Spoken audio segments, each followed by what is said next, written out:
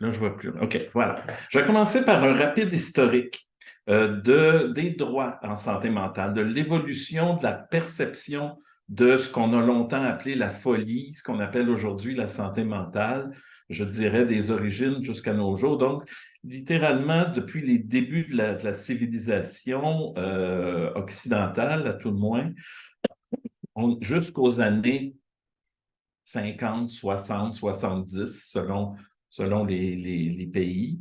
La folie, tout ce qu'on appelle aujourd'hui troubles de santé mentale de tous ordres, sur lesquels on met toute une série de diagnostics, à l'époque, à cette époque-là, on mettait ça dans un grand fourre-tout qu'on appelait la folie. Ça incluait la toxicomanie, ça incluait l'alcoolisme, ça incluait toute une série de choses.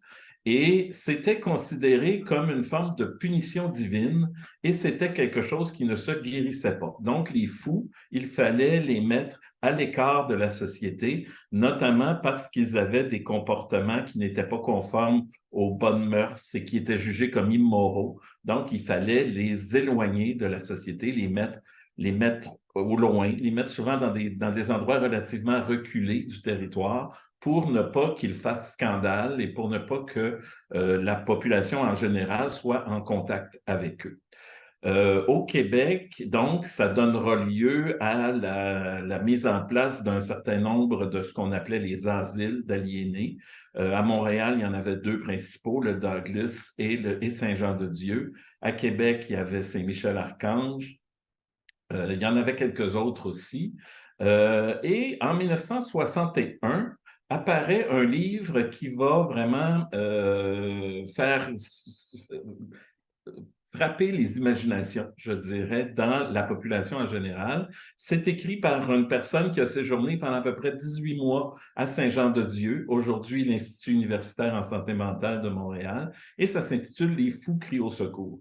Il décrit là-dedans tous les mauvais traitements, toutes les vexations, les frustrations qu'il a suivies. Lui était entré là justement pour un problème lié à la consommation d'alcool. Donc, ça l'a pas. Il est sorti de là avec un certain nombre de traumatismes qu'il détaille dans le livre. Ça correspond, 1961, avec un changement de régime politique au Québec. Maurice Duplessis est mort en 1959. Le Parti libéral de Jean Lesage vient de prendre le pouvoir en 1960. Donc, rapidement, le gouvernement, voyant l'intérêt, une forme d'indignation que ça produit dans la société en général au Québec, va demander va mettre en place une commission d'enquête sur les services en santé mentale. Et va sortir de là en 1962 le rapport Bédard, notamment Bédard, qui a donné son nom d'ailleurs à un des pavillons de l'actuel IUSM, qui va notamment préconiser que la maladie mentale n'est plus la folie n'est plus une punition divine. On commence à parler de maladie mentale. C'est une maladie physiologique un peu comme les autres, finalement, elle peut être soignée et notamment, on n'est pas obligé de mettre les gens dans des asiles, on peut les soigner dans des hôpitaux généralistes. C'est comme ça qu'à Montréal, par exemple, l'hôpital Notre-Dame ou l'hôpital Maisonneuve-Rosemont vont se doter de départements de psychiatrie. Image suivante, Anne-Marie.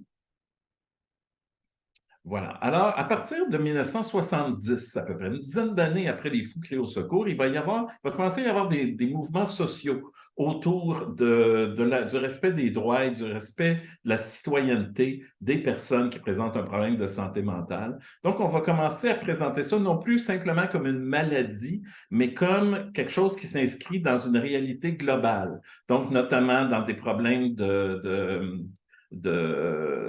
comment on dit ça, de défavorisation, etc., de violence familiale, etc., qui affectent la santé mentale des gens, qui n'est pas nécessairement toujours relié à un dysfonctionnement de leur cerveau. On va aussi insister sur la personnalité citoyenne de ces personnes-là. Ce sont des citoyens et citoyennes comme les autres qui sont couverts par les mêmes droits que l'ensemble de la population.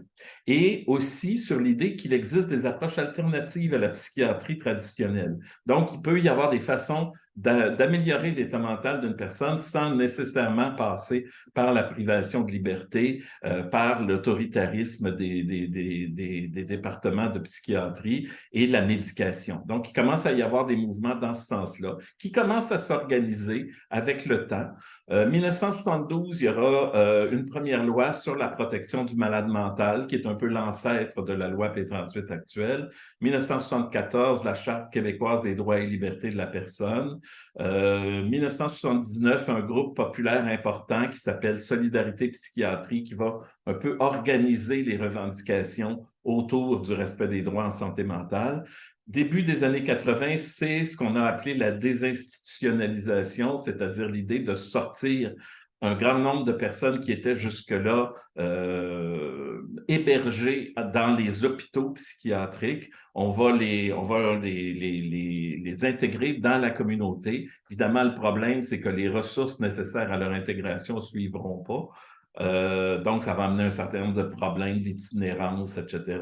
1983, c'est la création du regroupement des ressources alternatives en santé mentale, le RASM, qui a organisé cette belle rencontre d'aujourd'hui.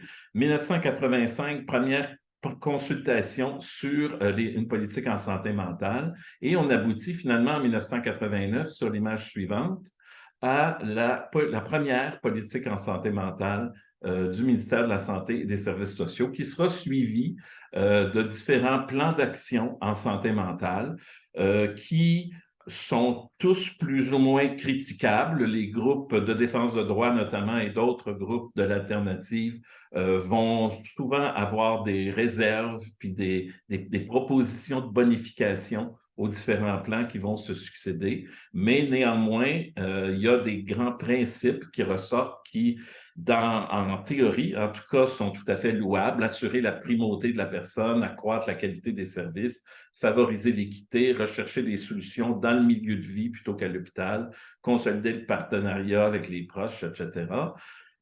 En théorie, c'est très bien. En pratique, il y aura des difficultés assez importantes sur lesquelles je reviendrai. Alors, image suivante. Bon, les réformes des années 90, Ça, il y a... c'était moi qui étais censée Ah, présenter c'est toi. ça. Ben, vas-y, Emmanuel. Alors, simplement pour dire que l'état du droit actuel, donc ce dont on va parler finalement essentiellement, les gardes en établissement et puis les autorisations de soins, c'est le fruit d'une réforme, en fait, de réformes qui vont avoir lieu dans les années 90, donc il y a une trentaine d'années. Peut-être juste mentionner aussi qu'à la même époque, le gouvernement fédéral est également en réforme. On va créer la partie 20.1 du Code criminel qui porte sur les troubles mentaux. Donc, et ces deux réformes-là arrivent dans un contexte où il y a beaucoup de revendications, notamment au fait que il n'y a aucune disposition juridique particulière qui prévoit comment et quand on peut forcer quelqu'un à prendre de la médication. Et donc, il y a quand même plusieurs organismes qui constatent et puis qui dénoncent le fait que des personnes qui vont être hospitalisées contre leur gré, que ce soit en vertu des règles de droit civil ou en vertu des règles de droit criminel, vont se retrouver à être obligées de prendre des traitements contre leur gré, même si ce n'est pas encadré légalement. Et donc, dans les années 90, on va créer ces deux régimes complètement étanches, je dirais, qui vont permettre d'une part d'hospitaliser les personnes contre leur gré, donc le système de garde tel qu'on le connaît aujourd'hui, puis dont on va reparler. Et puis, un mécanisme aussi qui permet, en fait, sous certaines conditions, d'imposer des soins à une personne contre son gré. Et donc, peut-être simplement dire que ça, c'est un système qui est quand même en soi assez inusité, je dirais assez original, unique, dans le sens où, dans beaucoup de juridictions, le fait d'être hospitalisé contre son gré va faire en sorte qu'on peut aussi soigner la personne. Et inversement, dans le sens où il va y avoir un lien assez évident entre la possibilité, les critères retenus pour hospitaliser une personne contre son gré et ceux qu'on va utiliser pour forcer des soins.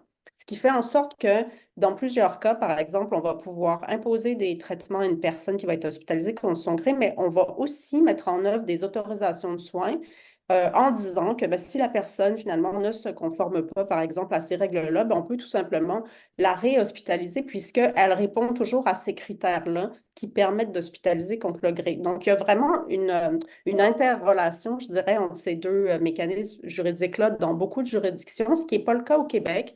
Les critères sont complètement différents, les procédures sont complètement différentes. On a aussi choisi le fait que ça va être une procédure judiciaire qui va se dérouler devant un tribunal civil.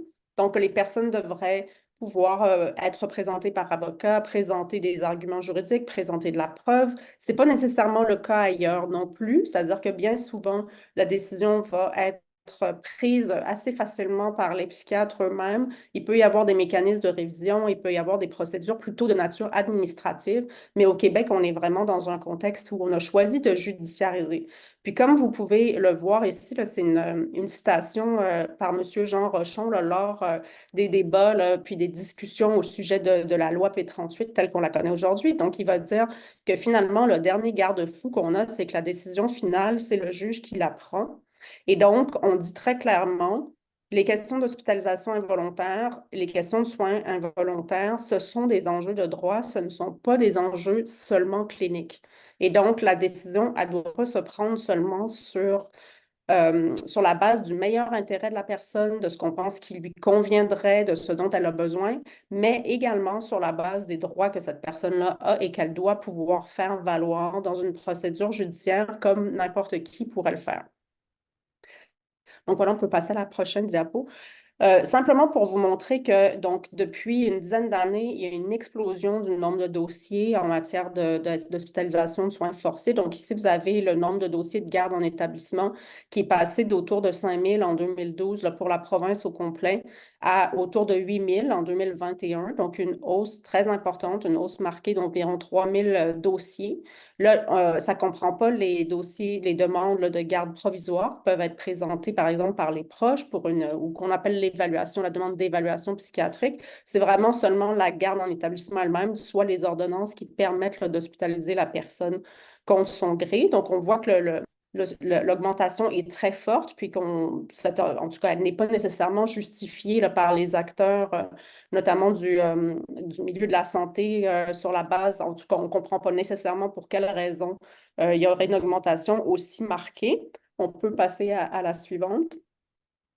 Et ici, c'est donc les dossiers d'autorisation de soins, donc les demandes qui permettent là, de forcer une personne à recevoir des traitements contre son gré. Ici aussi, on voit une augmentation extrêmement importante entre 2008 et 2021, passant de moins de 500 dossiers à plus de 3 000 pour la province au complet. Peut-être juste aussi souligner un élément, une information intéressante, c'est qu'à partir de 2008, les médecins se sont fait reconnaître par la RAMQ un code spécifique de facturation pour la production des rapports qui permettent de faire des demandes de garde en établissement d'autorisation de soins et pour leur présence à la cour. Les psychiatres ne viennent pas à la cour pour la garde en établissement, ils le font pour l'autorisation de soins. Et bon, à partir de 2009, on voit réellement une augmentation de ces demandes-là. Est-ce que ça a quelque chose à voir avec le fait que dorénavant, les médecins sont rémunérés pour faire ces demandes-là? Je n'ai pas la réponse, mais c'est quand même intéressant de constater qu'il y a en fait en tout cas, ce hasard, je dirais, dans l'augmentation des dossiers. Donc, on peut passer là, à la prochaine diapo. Jean-François, c'est Oui. toi. Alors, jusqu'à maintenant, sur cette espèce de mise en contexte général, est-ce qu'il y a des questions ou des commentaires? Sinon, on va poursuivre. On peut revenir à l'image précédente, Anne-Marie? Voilà. Et encore.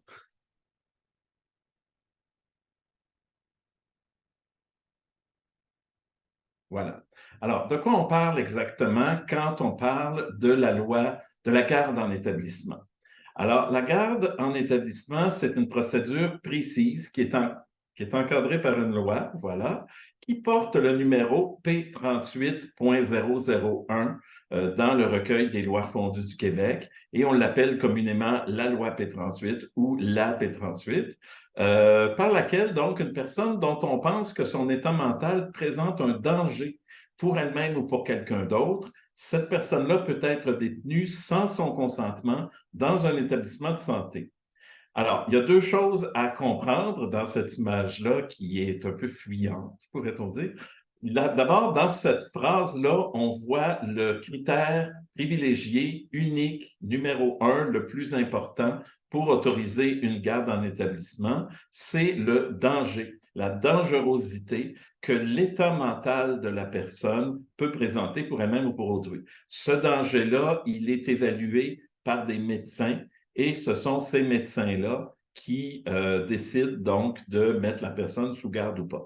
Ce qu'il faut aussi savoir, c'est que la garde limite le droit fondamental d'aller et venir selon son bon vouloir, le droit à la liberté finalement, de se déplacer sur le territoire, mais la personne concernée conserve la plénitude de tous ses autres droits, notamment pour ce qui nous intéresse, le droit de consentir au traitement et de recevoir des soins et de prendre de la médication. Tout cela doit se faire exactement comme ça se fait pour n'importe quel autre patient dans n'importe quelle autre discipline médicale, avec son consentement libre, éclairé et continu.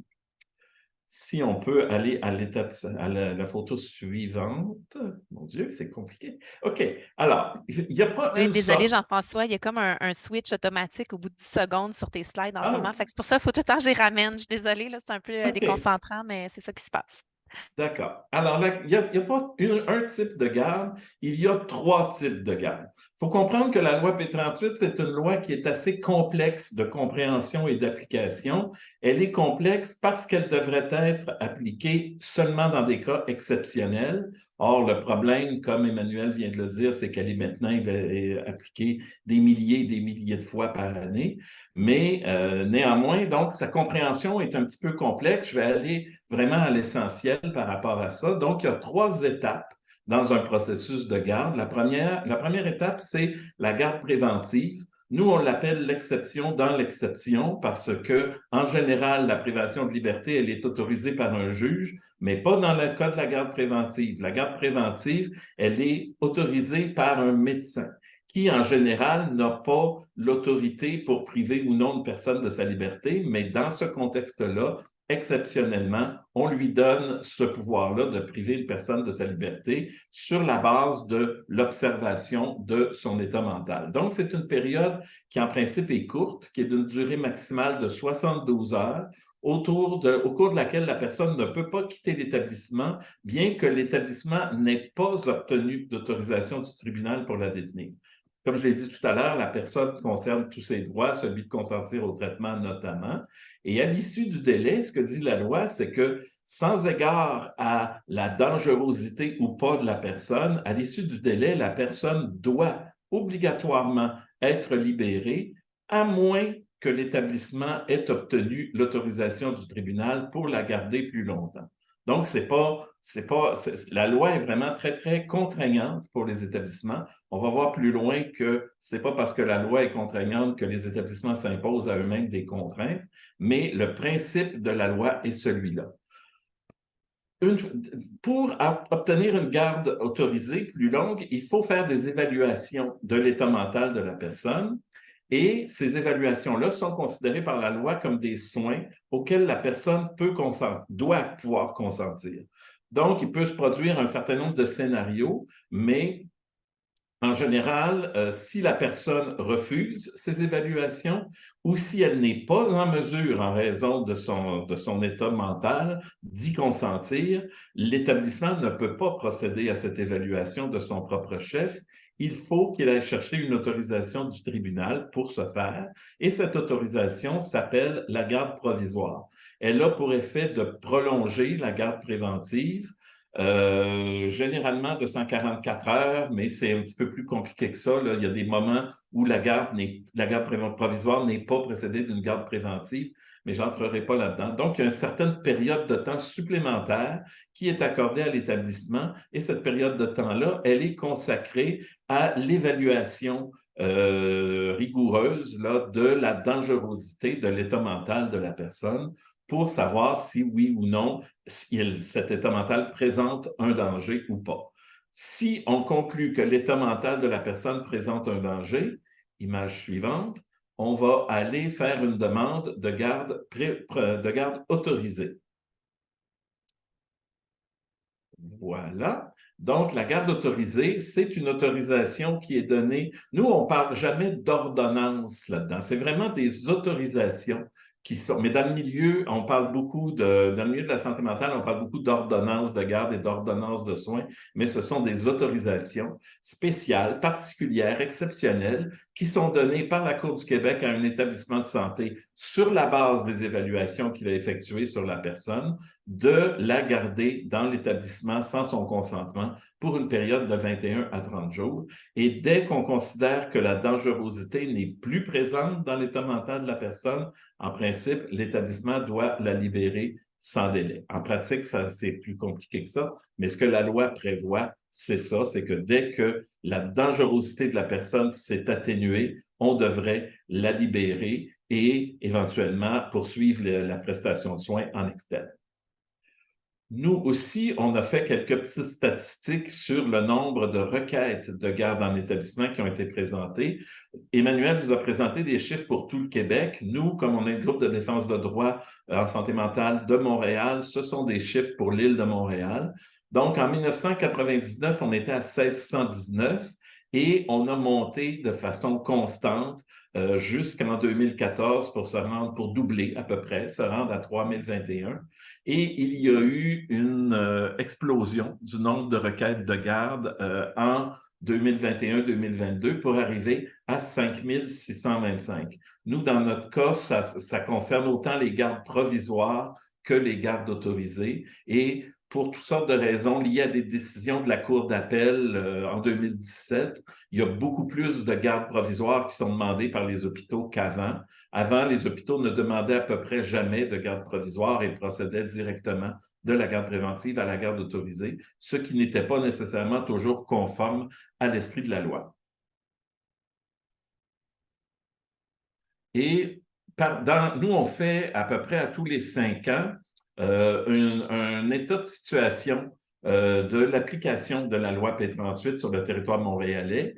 Et vous avez devant vous l'article 7 de la loi P38 qui prévoit donc, comme je vous le disais, qu'à l'expiration de la période de 72 heures, la personne doit être libérée, à moins qu'un tribunal n'ait ordonné que la garde soit prolongée afin de lui faire subir une évaluation psychiatrique.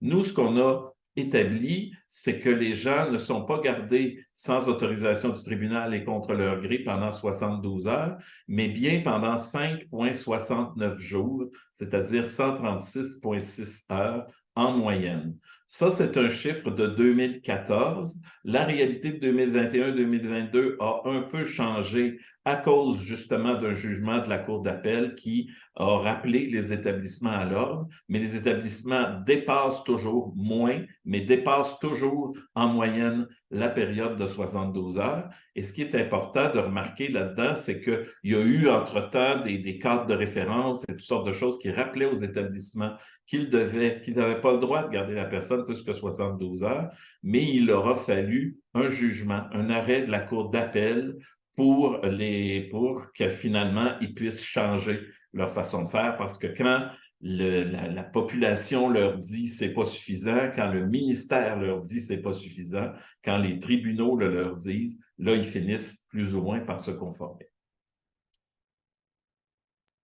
Emmanuel. Oui. Je pense que c'est important d'avoir à l'esprit, en fait, que une des explications probables pour l'augmentation très importante du nombre de requêtes de garde en établissement puis du recours à ces mesures exceptionnelles-là, c'est notamment le rôle central de la police. Donc, la police qui est devenue là, au fil du temps vraiment un premier répondant en santé mentale, là, en l'absence de services communautaires, notamment en l'absence de services sociaux. Notamment avec le développement là, des équipes mixtes entre policiers et travailleuses sociales, donc qui fait en sorte qu'on considère en fait de façon de plus en plus évidente, là, puis on le voit d'ailleurs le dernier plan d'action santé mentale qu'une des mesures là, qu'on souhaite faire, c'est développer justement ces équipes mixtes un petit peu partout sur le territoire québécois. Donc, la police est centrale en fait parce que les personnes qui arrivent en garde préventive peuvent arriver d'elles-mêmes. En fait, l'urgentologue peut décider de les mettre sous garde préventive s'il considère qu'elles représentent un risque important pour elles-mêmes ou pour les autres. Mais la plupart d'entre elles vont arriver avec la police. C'est-à-dire que c'est les policiers qui vont amener la personne contre son gré à l'hôpital, le plus souvent après une évaluation de la dangerosité qui va avoir été faite par un intervenant de centre de crise ou une personne qui a la certification là, qui permet de faire cette évaluation-là. Mais donc, ils vont arriver avec les services de police pour toutes sortes de raisons, notamment parce qu'il y a une très grande proportion de ces personnes-là qui vont se retrouver exposées, en fait, aux services policiers, que ce soit en raison du fait elles ont une présence, par exemple, dans les lieux publics, parce qu'elles vivent dans des conditions comme les maisons de chambre, les HLM, etc., ou encore parce que, dans certains cas, par exemple, la famille pourrait avoir fait appel au service de police pour, en tout cas, différentes raisons, ce qui fait en sorte que la police est quand même un acteur très important, en fait, dans la mise en œuvre de la P38.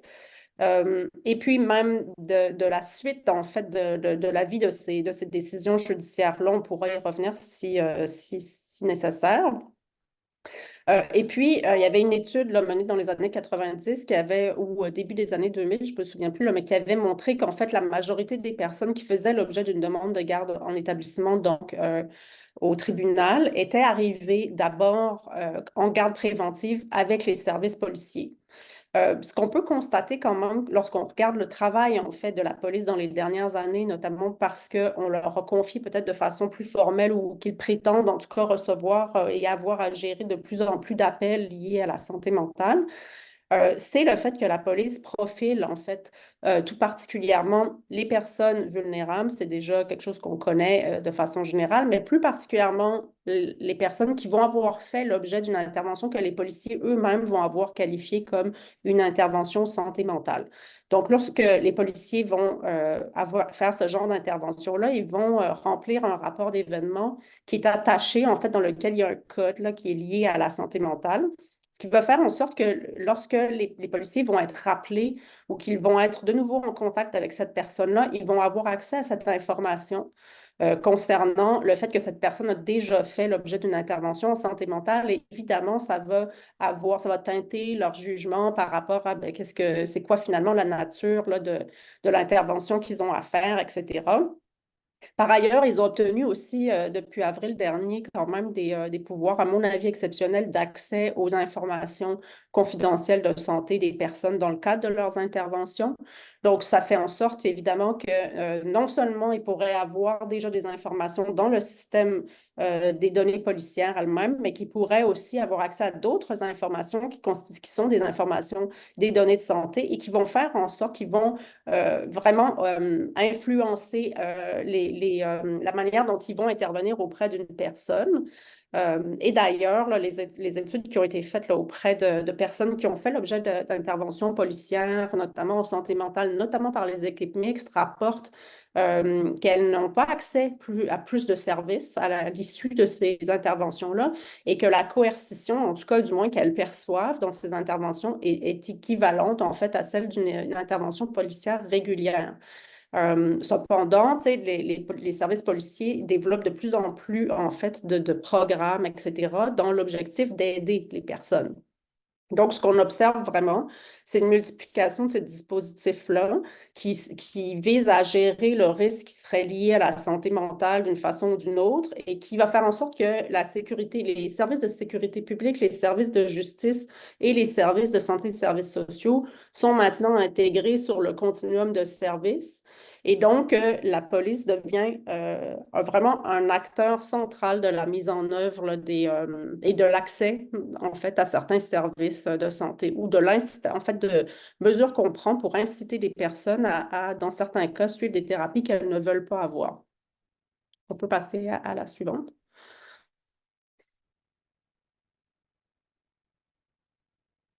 Alors, si on revenait finalement aux audiences concernant la garde en établissement, donc ils doivent porter sur la présence d'un risque, la présence d'un danger plutôt, pour soi ou pour autrui. Ce dont on se rend compte justement, c'est qu'il y a une espèce de flou là, entre les concepts de dérangement, de danger, de risque. On ne sait pas exactement finalement c'est quoi le danger dont on parle. Ce qui est évident, c'est que le danger doit être fondé sur des faits, c'est-à-dire qu'il doit avoir des faits au soutien de la demande de garde en établissement, des faits qui démontrent la présence d'une certaine dangerosité, mais en réalité, de quelle dangerosité on parle, c'est loin d'être clair. Donc, on va parler de toutes sortes de choses durant les audiences, mais beaucoup des conditions sociales, des conditions de vie auxquelles les personnes font face et le fait que ces personnes-là ont pu déranger des tiers, que ce soit à l'extérieur, que ce soit, par exemple, dans les immeubles dans lesquels elles vivent, etc. Donc, la preuve du danger comme tel est absolument lacunaire. Là, je ne sais pas si vous avez déjà vu un formulaire de demande de garde en établissement, mais il y a réellement 5 lignes dans lesquelles les psychiatres peuvent écrire quelque chose.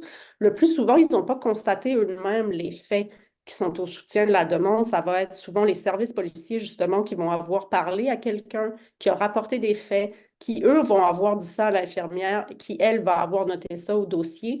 Donc, il y a finalement bien souvent personne qui peut témoigner de ces faits-là qui est présent à l'audience, ce qui est assez problématique. Et les personnes sont, elles, souvent mal préparées à leur audience, donc pas nécessairement en mesure non plus de présenter de la preuve, par exemple, qui permettrait de contrer celle des établissements de santé. Bien souvent, bon, il y en a une grande proportion d'entre elles qui est absente, mais lorsqu'elles sont présentes, bien souvent, c'est seulement leur témoignage là, qu'elles peuvent offrir au tribunal. Et bon, dans beaucoup de cas, on va considérer que la personne, si par exemple elle veut rectifier les faits qui sont présents dans le rapport psychiatrique, sur le formulaire là, que les psychiatres ont rempli, on va considérer qu'elle contredit finalement les propos d'un psychiatre, ce qui la fait mal paraître, ce qui fait en sorte qu'elle a encore moins de crédibilité qu'elle pourrait en avoir déjà.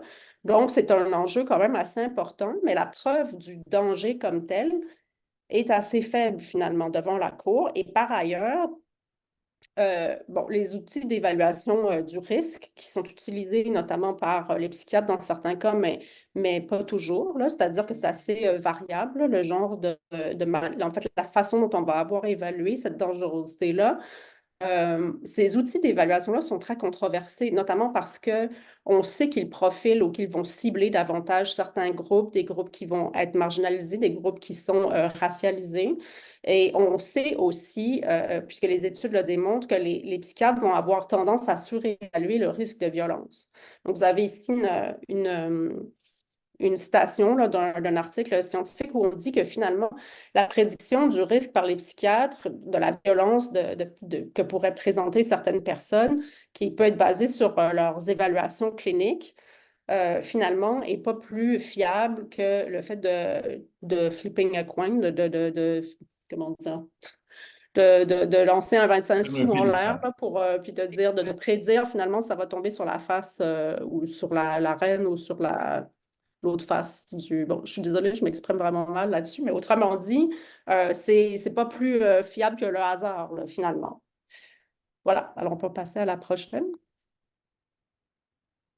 Ah, j'aurais peut-être juste dû mentionner également que, évidemment, les juristes, eux, sont très peu préparés, n'ont pas de connaissances, ne peuvent pas vraiment faire une évaluation du risque par eux-mêmes. Donc, évidemment, la preuve présentée par l'hôpital, qui est quand même 2 rapports psychiatriques, ça, évidemment, ça en soi, c'est une preuve qui va être considérée comme importante par le tribunal parce que de toute manière, ben, il n'y a pas beaucoup de contre-expertise, c'est extrêmement rare.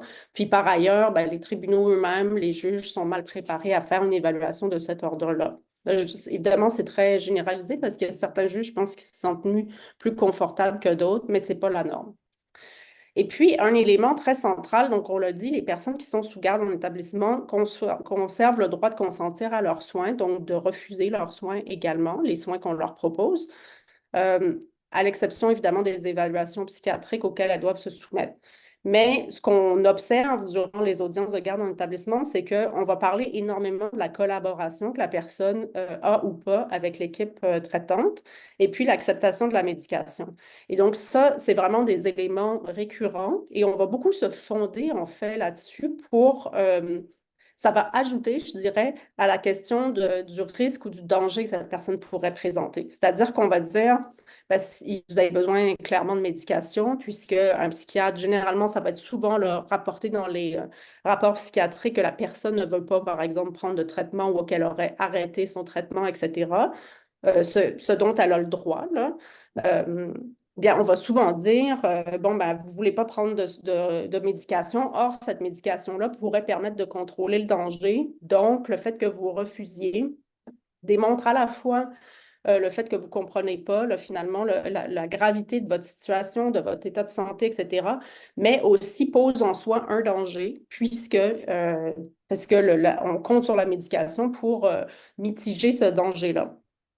Or, il n'y a rien qui établit là, de façon très claire que la médication puisse nécessairement contrôler le risque ou le danger quelconque. Et la preuve, en fait, de ce lien-là, qui devrait être fait devant le tribunal, n'est généralement pas faite.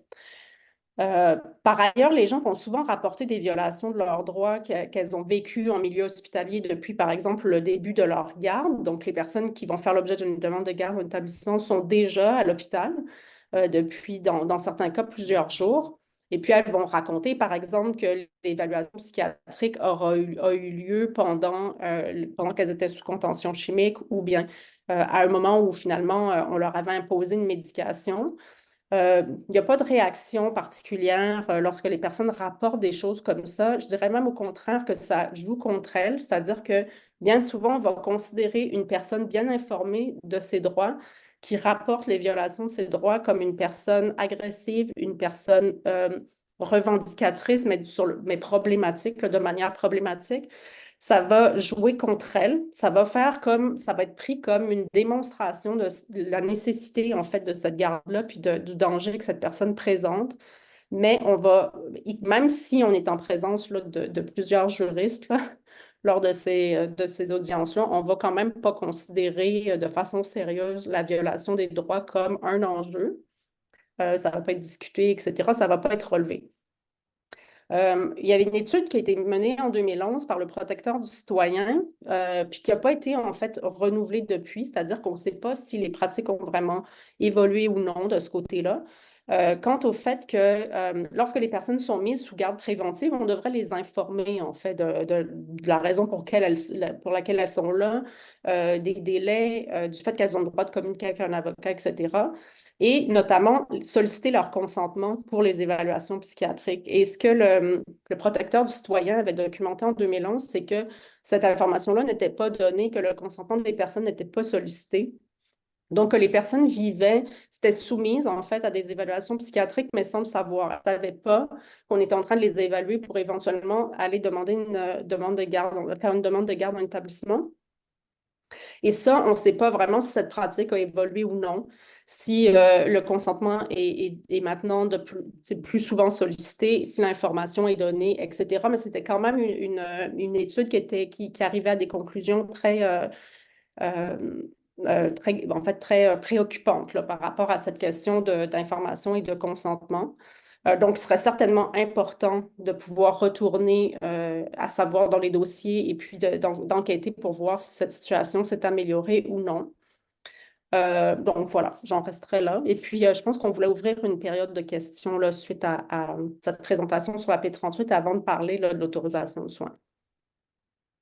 Peut-être juste, je vois qu'il y a une question dans le chat sur C'est ce que je m'ai la dit, ouais. distinction entre ordonnance et autorisation. Dans le cas de la garde en établissement, donc de la P38, on parle vraiment d'ordonnance de garde en établissement, alors que l'autorisation de soins, c'est vraiment une autorisation de soins. La raison pour laquelle c'est différent, c'est que l'ordonnance, juridiquement parlant, l'ordonnance, c'est un ordre que la Cour donne à une personne. Donc, dans le cadre de la garde en établissement, la Cour ordonne à une personne de se soumettre à une hospitalisation contre son gré. Et donc, la décision judiciaire s'adresse vraiment à cette personne-là. C'est vraiment une ordonnance qu'elle lui fait de dire, vous devez vous soumettre à cette hospitalisation-là, même si vous ne le souhaitez pas. L'autorisation, au contraire, ça va être une personne qui demande une autorisation de faire un acte qui autrement juridiquement est illégal. Fait que dans le cadre de l'autorisation de soins, c'est vraiment l'établissement de santé qui va demander l'autorisation exceptionnelle de soigner une personne contre son gré, ce qui est en soi illégal. Donc, si vous consentez à un soin, on ne peut pas vous l'imposer. Donc, on va demander à la Cour la possibilité puis l'autorisation de faire cet acte-là. Et la raison pour laquelle ce n'est pas une ordonnance, c'est que dans le contexte de l'autorisation de soins, la personne concernée, on est censé avoir démontré son inaptitude à consentir aux soins. Donc, le tribunal ne peut pas ordonner à une personne inapte de faire quelque chose en raison de cette inaptitude-là.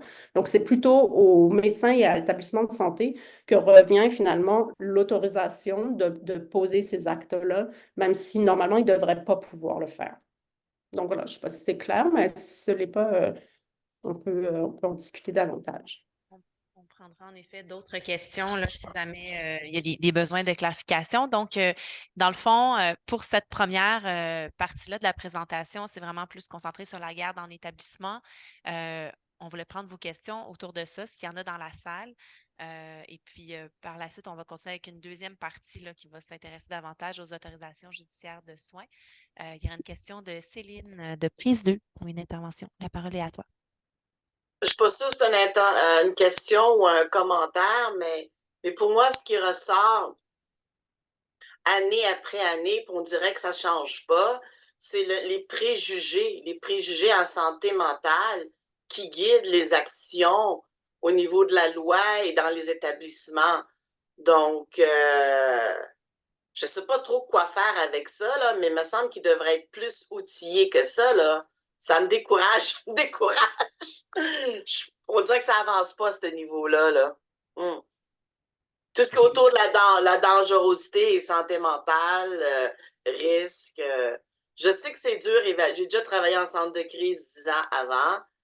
C'est très difficile d'évaluer la dangerosité et le risque. Genre, je suis au fait de ça, là. Mais par contre, il y a vraiment une stigmatisation, là, une discrimination barre en barre. C'est ça que je dirais. C'est un héritage de plusieurs siècles. C'est un héritage qui vient des asiles d'aliénés dans lesquels on se méfiait systématiquement des gens. Tu sais, cette espèce de méfiance, cette espèce, moi j'appelle ça l'obsession sécuritaire, là, où il faut tout boulonner, le mobilier au sol, etc. Tout ça vient du fait que la maladie mentale, ça vient nécessairement, obligatoirement, avec une forme d'imprévisibilité puis de dangerosité qui, même si elle n'est pas toujours établie, risque toujours de se produire à tout moment. Donc, c'est de là, et c'est ça qu'on combat comme groupe de défense de droit, puis il y en a d'autres que nous ici, là, qui sont présents à cette rencontre, qui sont d'autres groupes du Québec, de d'autres régions du Québec. Donc, c'est ce qu'on fait depuis des décennies, d'essayer de changer cette culture-là, que personne de ceux qui travaillent aujourd'hui dans le réseau n'ont connu. Personne n'a connu les asiles, mais pourtant, on continue d'appliquer et de renouveler la culture des asiles. Mais moi, si je peux me permettre, je pense qu'il y a quand même, on aggrave encore la situation par justement le rôle policier, parce que il me semble que ce que ça donne comme message ou comme impression, c'est que si on est obligé d'envoyer la police pour gérer ces enjeux-là, c'est bien parce qu'il y a un danger. On ne peut pas envoyer seulement des personnes, des intervenants sociaux ou quoi que ce soit. Ça nous prend la police parce que on ne sait jamais ce que la personne pourrait faire et tout. Il me semble que ça donne beaucoup cette image-là. Ou ça renforce en tout cas le préjugé. Donc, il me semble que les décisions qui ont été prises dans les dernières années là, ne font que justement que renforcer ces préjugés-là en plus. Oui, il y a la question de l'intervention des policiers, puis aussi toute l'aggravation des conditions de vie. Par exemple, la montée d'itinérance visible, le fait que les gens ont plus de lieux pour habiter dans leur bizarrerie, qui sont de plus en plus exposés au regard, aussi de plus en plus dans la rue ou peu importe, mais ça fait une différence aussi, j'imagine, là, en termes d'intervention des policiers et tout ça. On a une question de prise 2, donc de la grande salle de prise 2. La parole est à vous. Bonjour. Est-ce que vous m'entendez bien? Très bien. Oui. Ah, super. Donc, je m'appelle Claire, je suis à prise 2, effectivement, et j'ai une formation en psycho aussi. Donc, j'avais le goût de réagir à deux choses, en fait, à l'intervention de ma collègue Céline. Merci. Moi, ce que j'ai le goût de dire, parce que moi aussi, ça m'enrage, là, Mais ce que je trouverais intéressant à envoyer comme message, là, c'est que le pire préjugé, c'est quand on prétend qu'on n'a pas de préjugés. Donc, au moins, si les intervenants du système étaient plus conscientes des biais puis des préjugés, au lieu de faire semblant qu'on n'en a pas puis qu'on accepte tout le monde, ça serait déjà un grand pas. Donc, je pense que c'est un message qui pourrait être intéressant. Là. Je soumets la réflexion dans les airs, mais j'avais peut-être plus, ça c'était peut-être plus ma réflexion, mais j'avais une question aussi par rapport au regroupement. Là, je commence à connaître un peu c'est quoi l'alternative en santé mentale, là, mais par rapport au regroupement, est-ce qu'il y avait des réflexions sur justement le rôle de la police, le financement qu'on attribue de plus en plus dans la société à la police? Est-ce qu'il y a une prise de position ou des réflexions qui ont été entamées? Parce qu'effectivement, c'est très inquiétant. On pense qu'avec les mouvements sociaux, la police a moins de pouvoir, mais c'est le contraire qu'on observe. Donc, c'est ça. À moins que, encore là, vous pourriez me nuancer ce que je dis. Je ne suis pas experte du tout là-dessus, là, mais de ce que j'ai vu, c'est ça. Donc, j'aimerais ça vous entendre là-dessus. Ben écoute, c'est une bonne question, là. C'est vrai qu'on n'a pas comme une position d'AGA en matière de définanciarisation de la police. Mettons, tu sais, des fois, il y a des groupes sociaux qui vont porter cette posture-là en disant qu'il faut définanciariser, je pense que j'ai définancer la police pour faire en sorte d'investir davantage dans les conditions de vie, dans des approches communautaires. Fait que c'est sûr que, tu sais, je pense qu'au niveau de nos sensibilités, dans nos revendications, c'est sûr que nous, ben, on va toujours défendre le fait qu'il y ait des approches non coercitives, des approches communautaires, qu'il y ait de l'investissement dans les communautés, donc de donner des bonnes conditions de vie aux personnes, de faire en sorte qu'on ait des communautés inclusives, d'être plus dans un mode de prévention. Fait que je dirais que c'est comme un peu ce qu'on porte. On va mettre en lumière le travail de l'Escouade 24/7. Mettons, je pense qu'il y a des gens là, de l'Escouade 24/7 qui sont là en ce moment dans le Bas-Saint-Laurent pour montrer comment une escouade d'intervenants sociaux, donc du communautaire et du réseau avec une approche alternative, peuvent travailler super bien dans le terrain. Donc, on n'a pas besoin d'escouade mixte nécessairement avec des policiers, même s'ils vont travailler parfois en collaboration avec les policiers policières. Mais tu sais, on n'a pas comme une position d'AGA prise par les membres du regroupement. Mais évidemment, si comme membre du regroupement Prise 2 ou d'autres, il y a un intérêt à ce qu'on ait une réflexion là-dessus, c'est pas juste l'équipe, là, le regroupement, c'est le regroupement et ses membres. On pourra mener cette réflexion-là ensemble si on souhaite aller plus loin là, dans la réflexion autour du rôle des policiers là, dans les interventions dites de crise. On prendrait une dernière question peut-être de Julie, puis par la suite, on pourrait continuer avec la deuxième partie de la présentation parce que le temps file. Oui, bonjour, je m'appelle Julie, je suis la présidente de l'AGID. Je pense que je vais en parler à mon conseil d'administration. On va faire sûrement une réflexion sur, à propos de la police, le financement, etc., voir qu'est-ce qui se passe. On va peut-être consulter aussi, on va sûrement consulter les groupes membres du regroupement des ressources alternatives en santé mentale parce que ça me préoccupe beaucoup. Je regarde beaucoup les médias, puis c'est affreux qu'est-ce que je vois. Là, les préjugés sont partout. Et les médias, ça n'aide pas non plus. Donc, je vais consulter le conseil d'administration, puis on va vous revenir avec ça. Qu'est-ce qu'on va faire? Il faut le faire en gang parce que tout seul, dans notre coin, ça ne marchera pas. Merci beaucoup, Julie. Fait que oui, c'est sûr, s'il y a des initiatives, c'est ensemble qu'on peut porter ces réflexions-là. Puis n'hésitez pas s'il y a des choses que vous voulez qu'on porte comme regroupement, là, on peut l'aborder. Je redonnerai la parole à nos conférenciers, conférencières pour continuer.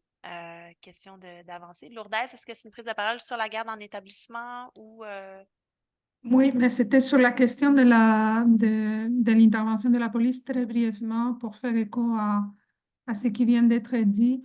Ça serait intéressant aussi, nous, dans un projet de recherche qui est l'Alliance sur les pratiques inclusives en santé mentale, on travaille à documenter aussi les pratiques contraignantes et les alternatives surtout, les alternatives pour prévenir l'escalade, la judiciarisation, puis les interventions les plus contraignantes qui, par ailleurs, affectent plus certains groupes que d'autres, les minorités racisées, etc., parce que c'est très associé au profilage. Et donc, dans le cadre de ces activités et d'autres projets en parallèle, on a un intérêt pour comparer les différents modèles d'intervention avec les équipes d'intervention psychosociale et les équipes et la police. Il y a différents modèles, vous en avez parlé. Il y a des modèles dans lesquels on a formé la police pour qu'ils les fassent, d'autres modèles dans lesquels, comme à Repentigny, il y a des équipes d'intervention psychosociale qui sont comme détachées, mais qui en même temps sont associées au triage du 911. Je ne vais pas rentrer dans les détails, mais ce que je voudrais dire avec ça, c'est qu'on prévoit faire des rencontres aussi à partir de la recherche, des espaces de réflexion. Ce serait vraiment intéressant que ça soit ajouté à nos stratégies communes pour questionner ces financements-là. Où est-ce qu'il doit aller les financements? Quel est l'avenir de ces modèles? Ça nier la pertinence que la police soit plus formée, c'est absolument nécessaire. Mais après, au niveau de l'intervention des crises, je crois qu'il faut vraiment promouvoir une discussion publique sur ces investissements qui ont eu lieu dans les dernières 3-4 ans là, et qui vont faire l'objet des évaluations et des réévaluations et des réinvestissements dans les prochaines années. Mais je pense qu'à un moment donné, il va falloir faire un moment et un point d'arrêt. Et les milieux académiques, les chercheurs ici présents, etc., je pense qu'il faut absolument qu'on les mobilise aussi. On sent l'intérêt à se pencher sur cette question-là dans les prochains temps. C'est le fun. Un nouveau champ de réflexion à ouvrir bientôt. Donc, je repasse la parole à Jean-François et Emmanuel. Avec le document, c'est possible? Pendant ce temps-là, vous pourriez peut-être aussi, dans les prochaines grandes conférences de l'alternative, en parler à la Ligue des droits et libertés. J'en pense à ce sujet-là. Je fais juste un petit coup de pub tant qu'à faire pour les grandes conférences en même temps. Voilà. Alors, image suivante. Voilà. L'autre grand volet des mesures d'exception, c'est ce que l'on appelle l'autorisation judiciaire de soins assortie ou non d'une obligation d'hébergement pour la personne. C'est ce qu'on appelle beaucoup dans le réseau hospitalier l'ordonnance de traitement. On revient encore là, à cette incompréhension de la différence entre une ordonnance et une autorisation. Donc, qu'est-ce que c'est qu'une autorisation judiciaire de soins? C'est un mécanisme, ce n'est pas encadré de façon aussi précise que la garde en établissement, qui a une loi dédiée à cette procédure-là. Ici, nous, on préfère parler d'un mécanisme qui permet à un établissement de santé, suite à un jugement de la Cour supérieure, d'imposer à une personne considérée inapte à donner son consentement des soins qui sont généralement une ou des médications, assorties ou non d'une forme d'hébergement, et ce, malgré son refus. Ici, on voit les deux critères essentiels qui doivent être démontrés par l'établissement demandeur pour obtenir une autorisation de soins. On se rappelle que pour la garde, le critère était la dangerosité de l'état mental de la personne. Pour l'autorisation judiciaire de soins, il faut faire la preuve de son inaptitude, mais non seulement de son inaptitude, mais également de son refus catégorique. Et l'article concerné dans le Code civil insiste sur le mot catégorique. Donc, ce n'est pas un refus plus ou moins intangible, ce ne sont pas des hésitations, des questionnements ou des choses comme ça, c'est vraiment un non précis et non négociable au traitement qui est proposé. Donc, c'est pas nécessairement évident là, dans une relation de soins de s'opposer comme ça à la décision d'un médecin. Donc, on sait que ce refus n'est pas toujours aussi catégorique que ça, ce qui n'empêche pas les tribunaux d'autoriser à peu près systématiquement toutes les requêtes qui sont présentées par les hôpitaux. Donc, ça, c'est... Oui. Donc, lorsque les personnes font l'objet de demandes de garde en établissement ou d'autorisation de soins, elles vont recevoir des documents de cours. Donc, on va appeler ça un avis de présentation. Elles vont recevoir un avis de présentation par huissier directement à l'hôpital, puisqu'elles sont généralement déjà hospitalisées. il y a généralement personne pour leur expliquer le contenu de ces documents-là. Ça va varier, évidemment, parce que le huissier est censé attirer l'attention des personnes sur certaines informations, notamment le fait qu'elles ont le droit d'avoir un avocat dans le cadre de ces procédures-là. Est-ce que c'est toujours fait? On ne le sait pas, mais bon. Donc, et puis, la disponibilité et la capacité du personnel présent, en fait, à l'hôpital pour expliquer ces documents-là va varier énormément également.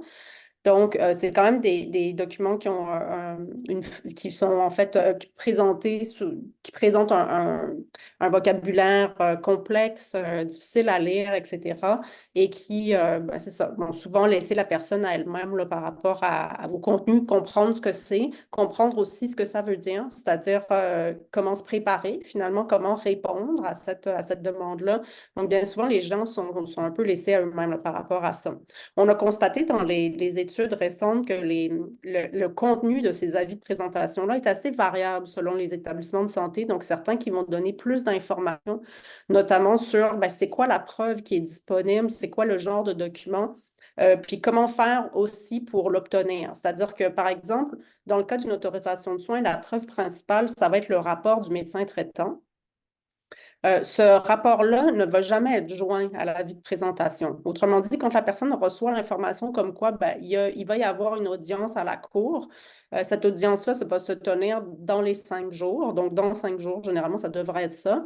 La personne n'a pas sous la main le rapport médical. Dans certains cas, le document va dire que c'est le rapport médical, la preuve principale. Vous pouvez vous le procurer de telle façon, puis il va donner certaines informations, mais ce n'est pas nécessairement le cas. Donc, autrement dit, la personne peut ne même pas savoir, en fait, ça va être quoi, finalement, le document principal sur lequel va s'appuyer l'établissement dans sa demande.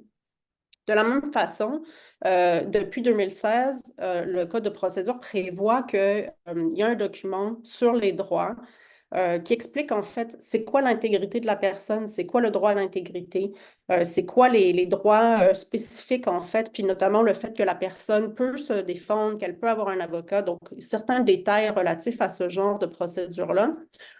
Donc, il est prévu que cet avis-là doit être joint à l'avis de présentation et donc donner toute l'information complète sur les droits reliés spécifiquement à ces demandes-là.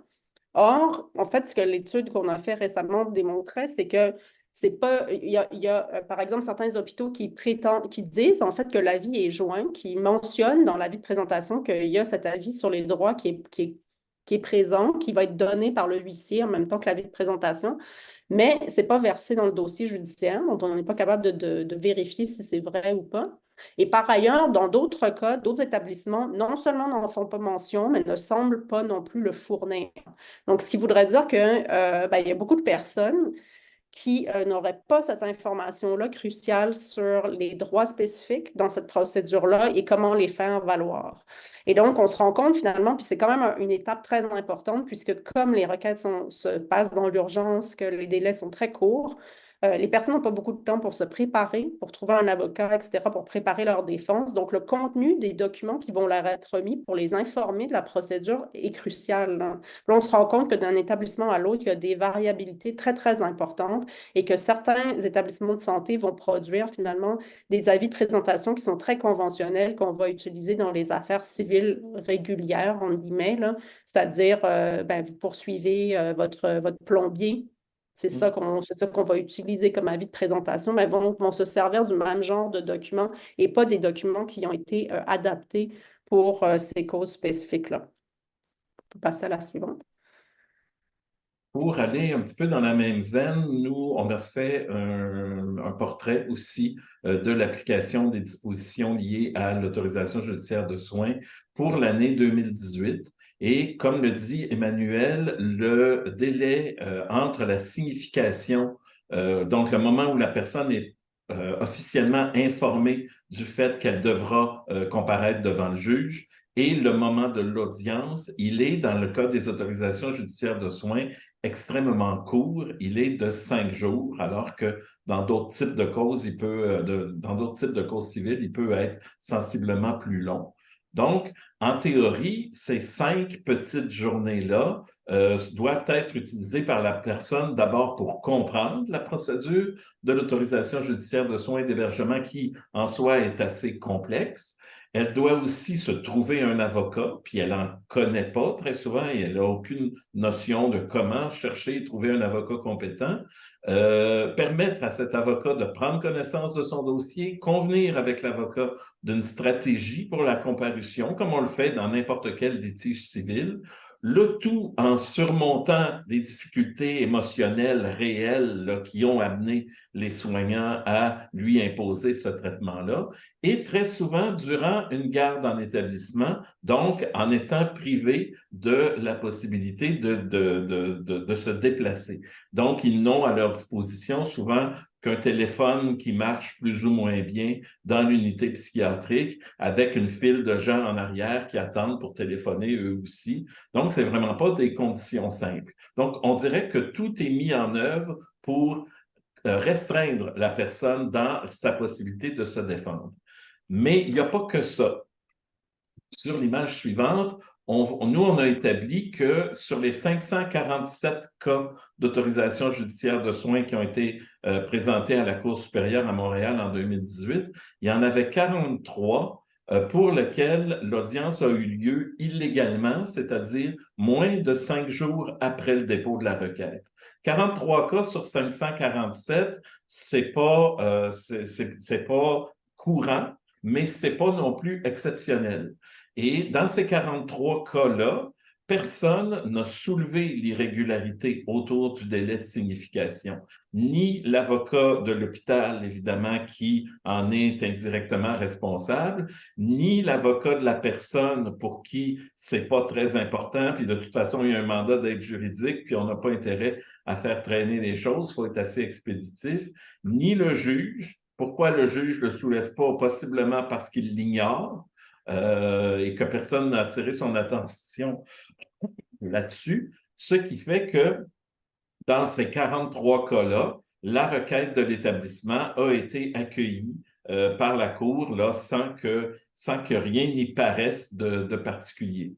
Et alors qu'elle était vraiment en violation de dispositions très précises qui s'appliquaient à ce type de cas-là, très précises et particulièrement contraignantes pour la partie défenderesse, pour la personne, et qui, même si elles étaient très contraignantes, n'ont pas été respectées par la partie adverse, qui est l'établissement. Donc, il y a là matière à indignation, certainement. Si on arrive au moment de l'audience, donc il est de pratique courante, en fait, pour les établissements de santé de se présenter à la Cour avec ce qu'on appelle un projet de jugement, soit un jugement qui est déjà rédigé, en fait, par l'établissement de santé lui-même. Donc, et puis, ces projets de jugement-là, en fait, sont des copier-coller les uns des autres, etc. Là. Tu sais, je veux dire, c'est ça. Ils vont être réutilisés. C'est évidemment adapté à la situation, mais c'est des copier-coller. Puis, dans certains cas, il y a des erreurs assez importantes. Donc, il y en a qui vont contenir, par exemple, des coquilles, des choses comme ça. Mais dans certains cas, les erreurs sont beaucoup plus graves. Par exemple, il n'y a pas de date. On ne connaît pas, par exemple, la durée de l'autorisation de soins, par exemple. Donc, ça, c'est très problématique. Il faut savoir quand même que les projets de jugement, c'est une pratique qui existe en matière civile, mais que de façon générale, on va la recommander pour des contextes où la demande n'est pas contestée. Ce qu'on appelle une demande non contestée, c'est-à-dire que la personne, la partie défenderesse, ne se présente pas, ne répond pas, en fait, à la demande. Et donc, dans ce contexte-là, on va dire, bon, ben, la partie demanderesse peut se présenter avec un projet de jugement qui est déjà écrit, puisque en matière civile, c'est la demande qui a des droits à faire valoir. Donc, on va dire que s'il n'y a pas de défense, ben, a priori, on va quand même accéder à la demande. Or, ce qu'on constate ici, c'est que les projets de jugement vont être utilisés dans tous les dossiers, soit y compris quand la personne présente une demande, une défense, pardon, soit quand elle est représentée par un avocat, quand elle témoigne, par exemple, etc. Donc, il y a vraiment un contenu là, présenté par la défense et on va quand même procéder comme ça avec des projets de jugement qui ne sont pas personnalisés, évidemment qui vont être légèrement adaptés, mais qui sont très, très génériques. Donc, on n'a aucune information claire sur c'est quoi le contexte, comment est-ce que le tribunal peut en être arrivé à la conclusion que la personne est inapte à consentir à ses soins, qu'elle refuse catégoriquement les soins, etc. Donc, ça va être plutôt là, une série de considérants très, très courts où on va dire considérant l'inaptitude à consentir aux soins, considérant le refus, mais c'est pas du tout contextualisé, là. La Cour des appels du Québec s'est déjà prononcée là-dessus pour dire que, de façon générale, les paragraphes déjà rédigés par avance ne devraient pas faire partie d'un jugement, que les tribunaux devraient écrire eux-mêmes les décisions en matière d'autorisation de soins, en rappelant que l'autorisation de soins, c'est une mesure exceptionnelle. Rappelons que l'autorisation de soins s'apparente à une ordonnance d'incarcération et que donc les atteintes aux droits sont très graves et donc en lien avec ça, les tribunaux doivent motiver leur décision, autrement dit, expliquer pourquoi, dans ce cas-ci, ils en sont arrivés à la conclusion que oui, la personne est bien inapte à consentir aux soins, que oui, il y a bien un refus catégorique, que par ailleurs, oui, on considère que les bénéfices attendus du traitement surpassent les risques. Donc ça, c'est un exercice que le tribunal devrait faire à chaque fois et devrait pouvoir expliquer pourquoi. Il devrait aussi y avoir un plan de soins détaillé, c'est-à-dire que ça ne devrait pas être un plan de soins très large, là, très vague, qui dit par exemple tout antipsychotique, tout antidépresseur, tout anxiolytique, etc. Or, ce qu'on observe, c'est que bien souvent, ça va prendre cette forme-là. Ce qu'on observe aussi, c'est qu'il y a une différence notable entre les différents établissements de santé. Donc, certains établissements de santé vont prévoir des plans de soins et des décisions, des projets de jugement plus détaillés, alors que d'autres établissements vont être dans le très, très, très général que l'on peut vraiment copier quasiment d'un projet de jugement à l'autre. Or, ce qu'on a observé là, dans les dossiers de Longueuil de 2019, c'est que 70% des projets de jugement avaient été signés tels quels. On avait présenté un projet de jugement dans 100% des dossiers. Dans 70% des dossiers, on avait signé le projet de jugement tel quel, y compris avec des erreurs, sans qu'on connaisse, par exemple, la durée de l'autorisation de soins dans de rares cas, mais c'est quand même déjà, c'est arrivé dans 3 décisions. 20% avec des modifications extrêmement mineures, ce qui veut dire, par exemple, qu'on va avoir raturé, barré une médication, par exemple, ou on va avoir remplacé une médication par une autre, mais ce n'est pas une rédaction de jugement comme telle. Donc, on peut considérer que les auteurs de 90% des autorisations de soins, des décisions d'autorisation de soins, c'est les établissements de santé, ce n'est pas les juges. Et donc, finalement, les juges vont avoir rédigé 10% seulement des décisions d'autorisation de soins à Longueuil en 2019, ce qui est extrêmement peu et ce qui contrevient de façon claire et évidente à toutes les prescriptions là, de la Cour d'appel du Québec sur cette question-là. Et je finirai en disant que, évidemment, en raison de cette pratique-là, probablement, on ne sait pas, en fait, dans quel contexte un tribunal peut être convaincu, en fait, d'une aptitude à consentir aux soins. On ne sait pas, ça fait en sorte qu'il n'y a pas vraiment de droit très substantiel qui est construit par cette jurisprudence-là, mais que aussi les personnes concernées sont complètement invisibles. On ne sait pas si elles étaient présentes ou non à l'audience. Dans beaucoup de cas, c'est même pas mentionné. On ne sait pas ce qu'elles ont présenté comme défense. On ne sait pas pourquoi les arguments n'ont pas été retenus par la Cour. Et donc, finalement, c'est comme si les personnes ne sont qu'un numéro là, à travers cette jurisprudence-là, qui est pourtant extrêmement attentatoire au droit. On peut passer à la suivante. Nous, dans notre portrait sur l'application d'autorisation judiciaire de soins, on a classé, si on veut, dans les dossiers de cours, on trouve les codes postaux de résidence des personnes. On a utilisé ces codes postaux-là pour les juxtaposer à des cartes de défavorisation matérielle et sociale qui existent à Montréal. On sait évidemment qu'il y a des quartiers plus ou moins défavorisés sur l'île qui correspondent à des codes postaux. Donc, on a pu un peu géolocaliser dans les grandes lignes là, le lieu de résidence de ces personnes-là. Et on a bâti un ratio par 100 000 habitants, ratio approximatif, mais quand même indicatif, du nombre d'autorisations judiciaires de soins par 100 000 habitants. Et sans grande surprise, on a établi que pour des personnes qui vivent dans des zones de défavorisation, soit matérielle, sociale ou les deux, le ratio oscille entre 16 et 19 autorisations judiciaires de soins par 100 000 habitants.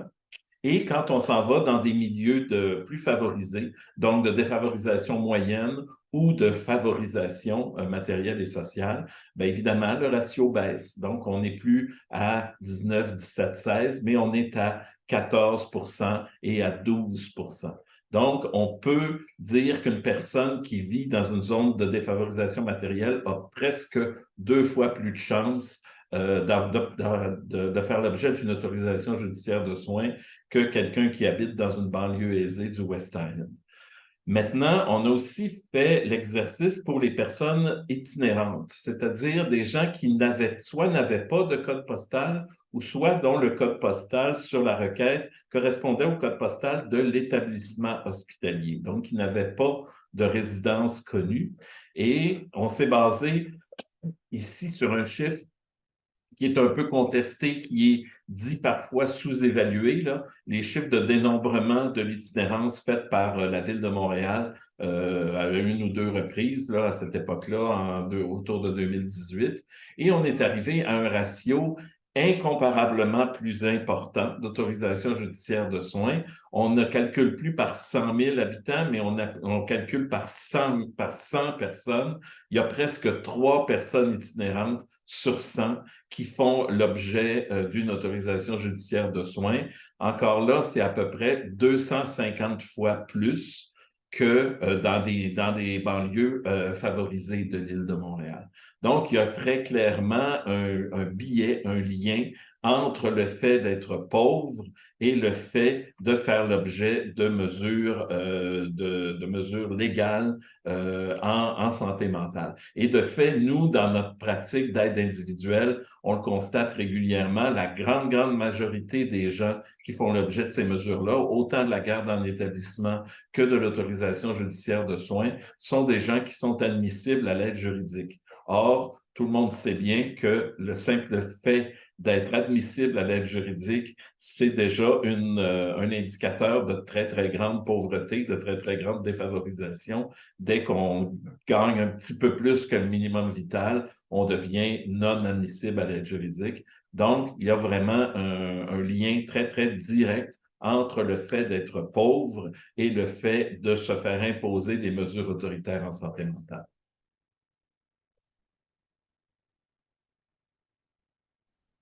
Autre élément important, c'est que les personnes, en fait, qui font l'objet de ces mesures-là judiciaires, donc soit la garde en établissement et l'autorisation de soins, vont rapporter, notamment lors des audiences, le fait qu'elles sont judiciarisées dans d'autres contextes, plus particulièrement la commission d'examen, donc qui est le tribunal administratif en charge des personnes qui ont eu un verdict de non-responsabilité criminelle ou d'inaptitude à subir leur procès.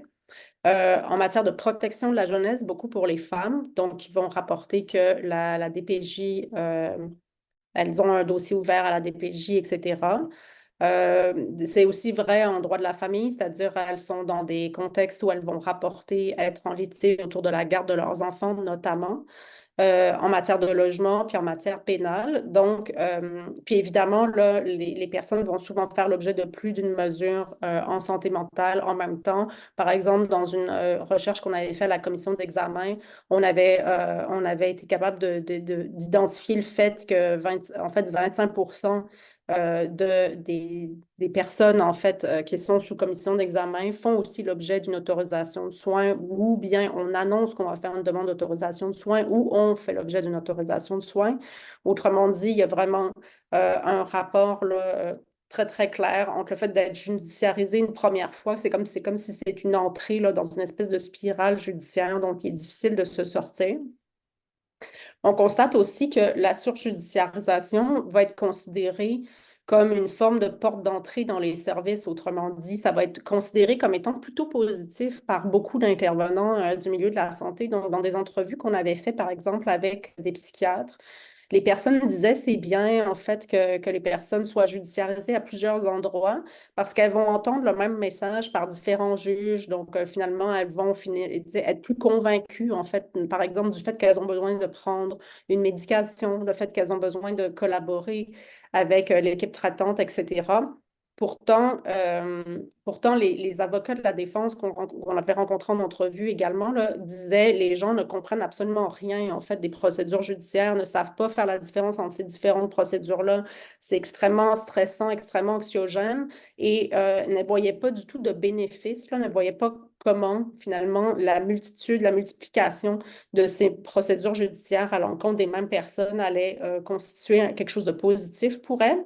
Donc, on voit vraiment l'opposition entre une position par laquelle on va dire ben, le recours à la justice, c'est un levier pour les équipes traitantes, c'est un moyen d'amener les gens en thérapie ou en tout cas à suivre notamment des traitements. Puis bien souvent, c'est tout ce qu'on a à offrir, c'est-à-dire que en raison notamment de ce que Jean-François vient de dire, ben, on est pris un peu avec ce que la RAMQ couvre. Fait que dans plusieurs cas, les gens vont dire, par exemple, genre, oui, ça va pas, j'aurais besoin d'une thérapie. Puis on va dire, ben, désolé, mais si tu peux pas te la payer, si tu n'as pas d'assurance, ben, ça va être de la médication. C'est tout ce qu'on a à t'offrir. Donc, voilà. Et ça, c'est quand même quelque chose qui est très, très récurrent et qui semble aussi s'accélérer. C'est-à-dire que le fait qu'on recourt de plus en plus souvent à la justice pour les mêmes personnes, puis que les personnes sont judiciarisées dans plusieurs forums pour différents enjeux, ça semble être une tendance qui s'accentue en ce moment. Et pourtant, toutes ces décisions judiciaires-là, que ce soit des ordonnances de garde, que ce soit des décisions de la commission d'examen, que ce soit des décisions de la protection de la jeunesse qui sont extrêmement contraignantes également, c'est vraiment des mécanismes de contrôle, des mécanismes de surveillance, d'intrusion dans la vie privée des personnes qui sont extrêmement graves et qui, dans certains cas, vont permettre en fait un contrôle qui dépasse là, ce qu'on peut observer même dans les conditions de nature pénale, là, notamment quand on pense au traitement. Donc, c'est vraiment le seul moyen qu'on a d'imposer à une personne de se soumettre à des traitements. Et ce qu'on a observé, par exemple, dans la jurisprudence en matière d'autorisation de soins, c'est que, par exemple, les électrochocs vont être autorisés de façon très facile, c'est-à-dire que sans faire de débat nécessairement sur leur valeur, sur la connaissance scientifique qu'on a des bénéfices qu'ils pourraient apporter, mais aussi des risques qu'ils comportent, sachant qu'il y a une controverse très importante là, dans la littérature scientifique au sujet des électrochocs. Donc, les personnes vont se retrouver avec un cocktail incroyable de médicaments. Ce qui n'est pas le cas là, dans d'autres types d'ordonnances judiciaires. Donc, finalement, des personnes qui vont se retrouver avec leur vie complètement sous le joug, sous le chapeau, finalement, de ces ordonnances judiciaires-là. Je fais une mini-intervention. Il nous reste 10 minutes pour présentation et discussion, donc il faudra aller Je pense que c'était tout. vers la conclusion. Oui. Ça finit comme ça. Il me semble que Je c'était la pense qu'on dernière. s'en approche dangereusement, effectivement. Bon, ben, très, très rapidement, il y a quand même des aspects positifs aux observations qu'on a faites dans notre portrait de l'application d'autorisation judiciaire de soins. Entre autres, on a fait une corrélation entre la durée de la prise de parole des personnes et la proportion de requêtes, non pas qui sont rejetées par la Cour parce qu'il n'y en a à peu près pas, mais qui sont accueillies partiellement, qui ne sont pas accueillies intégralement et donc dans laquelle il y a des aménagements dont on suppose qu'ils vont aller dans le sens de la volonté de la personne. Donc, quand la personne parle très peu longtemps, de 1 à 4 minutes, il y a à peine 10 d'accueil partiel, mais cette proportion d'accueil partiel augmente systématiquement jusqu'à atteindre plus du tiers, là, à 38,4 pour les gens qui ont l'occasion de parler de 30 à 34 minutes. C'est pour ça que nous, on encourage beaucoup les personnes, malgré toutes les contraintes dont on vient de parler, à participer à leur audience, à être accompagnés d'un avocat ou d'une avocate et de prendre une part active au débat lors de l'audience parce que ça peut amener des résultats quand même tangibles. Je pense que c'est terminé, voilà. Admirez ma belle animation. Alors, on s'est privé de ça. Désolé, Jean-François. C'est dommage. Ça sera la prochaine fois. On a des questions dans le chat, encore une fois, de Céline Cyr. Peut-on recevoir un document de la Cour à JSH au domicile de la personne si la personne n'est pas hospitalisée? Oui, oui, tout à fait. Théoriquement, oui. Puis on peut tout à fait être placé sous autorisation de soins sans être hospitalisé. Oui. C'est tout à fait possible. Souvent, les personnes vont être déjà hospitalisées parce qu'ils vont vouloir se servir de ce temps-là pour faire une évaluation, mais ce n'est pas nécessairement le cas. Donc, Mais il y a à de fait. plus en plus, nous, on observe de plus en plus un continuum là, entre la garde en établissement pendant laquelle on implante une médication, puis on veut s'assurer qu'elle est suivie pendant une longue période de temps. Donc, on va assortir la garde en établissement d'une autorisation judiciaire de soins par la suite pour simplifier le suivi de la prise de la médication. Et d'ailleurs, on perçoit que dans le cadre là, de l'exercice actuel de consultation autour d'une éventuelle réforme de la loi P38, les médecins psychiatres voudraient jumeler la procédure d'autorisation judiciaire de soins à celle de la garde en établissement. Est-ce que ça répond aussi à la deuxième question, Céline? Ouais. Puis en gros, oui. C'est parce que moi, ce que j'observe, c'est que j'ai de plus en plus de personnes qui sont en suivi, qui ne sont pas hospitalisées, puis ont l'épée Damoclès d'autorisation judiciaire de soins. Ouais, Donc, c'est ça. Ouais. Beaucoup de gens se font dire, si tu arrêtes de prendre ta médication ou si tu ne la prends pas comme il faut, si tu ne collabores pas au traitement, je n'hésiterai pas. Et tout ça n'est pas conforme à la loi, parce qu'encore là, c'est pas parce que la personne ne se conforme pas à 100% à sa prise de médication qu'elle la refuse catégoriquement. Puis la preuve de son inaptitude n'est pas faite du simple fait qu'elle n'accepte pas de suivre le traitement. Donc, elle devrait, si elle est sous autorisation judiciaire de soins ou d'hébergement, elle devrait recevoir un document par huissier à la maison. Absolument. Sinon, ce n'est pas officiel. OK, d'accord. Merci. Ben, il devrait y avoir une audience judiciaire. Non seulement elle reçoit le document, Oui. mais par la suite, il devrait y avoir une audience judiciaire avec une décision judiciaire aussi. C'est ça, ce document-là la convoque en cours à Parfait. décise. OK, super, merci, c'est plus clair. Merci, beaucoup plus clair. Puis j'imagine que ça va être possible d'avoir le PowerPoint pour les personnes. On pourrait le transmettre par la suite, tout à fait, aux personnes qui en font la demande. Là, j'ai pris un peu les questions du chat, Anne-Marie. J'espère que ça ne te dérange pas. Là. Non, c'est parfait. OK, je vais y aller avec Gabrielle Sévigné, puis prise 2 par la suite. Puis après ça, Laetitia, je vais dans l'ordre. Fait que Gabrielle Sévigny demande quelles seraient les solutions à proposer, autre que la présentation, que la préparation des personnes. Ben, plus de services. Moi, en tout cas, il me semble que ça ne peut passer que par la mise. Premièrement, non. Je pense qu'en premier lieu, ça serait bien de consulter les personnes sur ce dont elles ont besoin. Moi, je pense que ça, c'est la première étape. C'est-à-dire que les personnes ne sont jamais entendues nulle part. Donc, tu sais, parce que là, on va dire, rendre les services accessibles, oui, mais quels services? De façon générale, les personnes ne sont jamais impliquées dans la détermination ou, entre guillemets, le design, on va dire, là, des services. Fait qu'il me semble que ça serait la première chose. Ça serait de voir, ben, c'est quoi finalement qui est nécessaire, qu'est-ce que les gens veulent avoir, puis je pense quand même qu'il y a fort à parier que ce n'est pas nécessairement des rendez-vous avec le psychiatre et la médication psychiatrique. Donc, puis là, je pense qu'il y a aussi l'ouverture à diversifier des services qui ne seraient pas nécessairement axés seulement sur ce que les psychiatres ont à offrir, puis de la médication, mais notamment de la psychothérapie, puis des services communautaires. Mais bon, ça serait aux personnes. Mais donc, si ces services-là étaient disponibles, probablement que les gens seraient plus enclins éventuellement à vouloir les avoir, puis que ça conviendrait davantage aux besoins que ce qu'on fait actuellement. Là. J'ajouterais à ça qu'il faut revenir et réintégrer chez les établissements de santé la notion du fait que ces mesures-là doivent être utilisées exceptionnellement. Il y a certainement des cas où le recours à la garde en établissement et à l'autorisation de soins sont requis par l'état mental de la personne et que les critères prévus par la loi sont rencontrés. Mais c'est devenu de plus en plus une procédure de routine et qui ne fait finalement que l'affaire de l'établissement de santé pour avoir la personne à portée de main ou pour s'assurer du suivi de sa médication. Et c'est cette attitude-là qu'il faudrait changer de la part des établissements. Et donc, non pas leur assouplir la loi comme ils semblent vouloir le demander, mais au contraire, les inciter à y avoir recours beaucoup moins souvent et uniquement dans des cas exceptionnels. Merci. On peut prendre peut-être les deux dernières questions parce que le temps file puis il nous reste 1 minute techniquement et demie. Fait qu'on va prendre l'intervention de prise 2 puis après ça, on va aller avec Laetitia.